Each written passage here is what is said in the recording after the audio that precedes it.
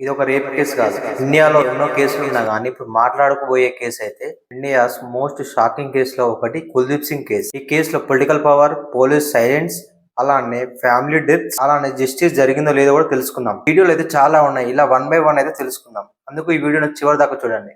Sir Kuldeep Singh ఎవరంటే ఈయన యూపీకి చెందిన ఆయన. ఎమ్మెల్యేగా 4 times అయితే విన్ అయ్యాడు. ఈయన బీజేపీకి సంబంధించిన ఎక్స్ఎమ్మెల్యే.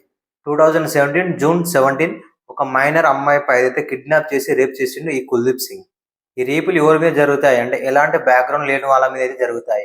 అలానే ఈ అమ్మాయి కూడా ఎలాంటి బ్యాక్గ్రౌండ్ అయితే లేదు. ఎవరి మీద అయితే రేప్ జరిగిందో ఆ అమ్మాయి పోలీస్ స్టేషన్ కి వెళ్లి నా మీద రేప్ అయిందని చెప్పి ఎఫ్ఐఆర్ ఫైల్ చేద్దామంటే పోలీసు వాళ్ళు అయితే ఎఫ్ఐఆర్ తీసుకోలేదు. ఎందుకు చేయలేదంటే 4 times అయిన ఎమ్మెల్యేకి ఎంత పొలిటికల్ బ్యాక్గ్రౌండ్ ఉండాలి, అందుకోసం అని చెప్పి కేసు ఫైల్ చేయలేదు. కేసు ఫైల్ చేయడానికి రోజులు గడిచిపోయి నెలలు గడిచిపోయి ఏప్రిల్ 17, 2018 అయితే కేసు ఫైల్ చేశారు. అది కూడా ఎలా అయిందంటే ఎవరైతే బాధితురాలు ఉన్నారో ఆమె యూపీ సీఎం ఇంటికి ముందు వెళ్లి పెట్రోల్ పోసుకొని సూసైడ్ అటెంప్ట్ చేసుకోవడంతో అప్పుడు అక్కడ ఉన్న నేషనల్ మీడియా ఈ న్యూస్ ని ఓవరాల్ గా స్ప్రెడ్ చేయడంతో అప్పుడు మీడియా ప్రెజర్ తోని అలానే పబ్లిక్ ప్రెజర్ తోని అప్పుడు కేసు ఫైల్ అయింది ఈ కుల్దీప్ సింగ్ మీద. కేసు ఫైల్ అయిన తర్వాత కుల్దీప్ సింగ్ అయితే పోలీసులు అరెస్ట్ చేశారు. అరెస్ట్ అయిన క్యాండిడేట్ ఊకనే ఉంటాడా? 4 times ఎమ్మెల్యే అయిన క్యాండిడేట్ ఎందుకు సైలెంట్ ఉంటాడు అరెస్ట్ అయిన తర్వాత? ఆ విక్టిమ్ వాళ్ళ నాన్నని అరెస్ట్ చేసి అక్రమంగా కేసులు పెట్టి కేసు వాపసు తీసుకోమని టార్చర్ చేశారు.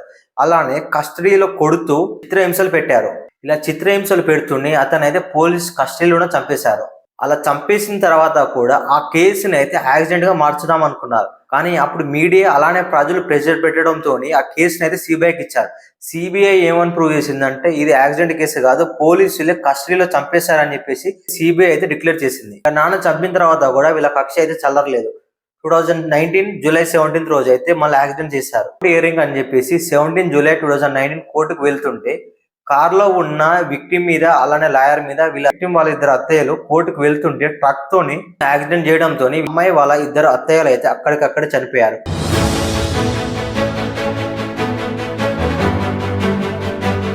ఈ అమ్మాయికి అలానే లాయర్ కి అయితే ఇంజరీస్ అయ్యాయి. ట్రక్ నెంబర్ ప్లేట్ కూడా ఎలా ఉందంటే నెంబర్ సరిగా లేకుండా అలానే నెంబర్ అయితే షేడెడ్ గా ఉంది. కుల్దీప్ సింగ్ చేసిన రేప్ కేసులో ఈ అమ్మాయికి అయితే డిసెంబర్ 17, 2019 రోజు అయితే జస్టిస్ జరిగింది. కుల్దీప్ సింగ్ కి కోర్టు ఏమని పనిష్మెంట్ ఇచ్చిందంటే జీవిత ఖైదీ అలానే 25 lakhs అయితే ఫైన్ వేసింది. అలానే అమ్మాయి వాళ్ళ నాన్నని కస్టడీలో చంపినందుకు కూడా 10 years ఎక్స్ట్రా జైలు శిక్ష పడింది ఈ కుల్దీప్ సింగ్ కి. అయినా కానీ మన ఇండియాలో పొలిటీషియన్స్ కి అయితే లైఫ్ టైం ప్రిజన్మెంట్ పడదు కదా. ఢిల్లీ హైకోర్టు అయితే డిసెంబర్ 23, 2025 రోజు అయితే కుల్దీప్ సింగ్ కి బెయిల్ వచ్చింది. బెయిల్ కూడా ఎలా వచ్చిందంటే ఏదైతే లైఫ్ టైం ప్రిజన్మెంట్ ఉందో దాని అయితే సస్పెండ్ చేసింది ఢిల్లీ హైకోర్టు. అమ్మాయికి న్యాయం జరగదని చెప్పేసి వాళ్ళ అమ్మ రోడ్డు మీదకి ఎక్కి నిదర్శనం తెలియజేస్తుంటే పోలీసులు లాగేస్తున్నారు.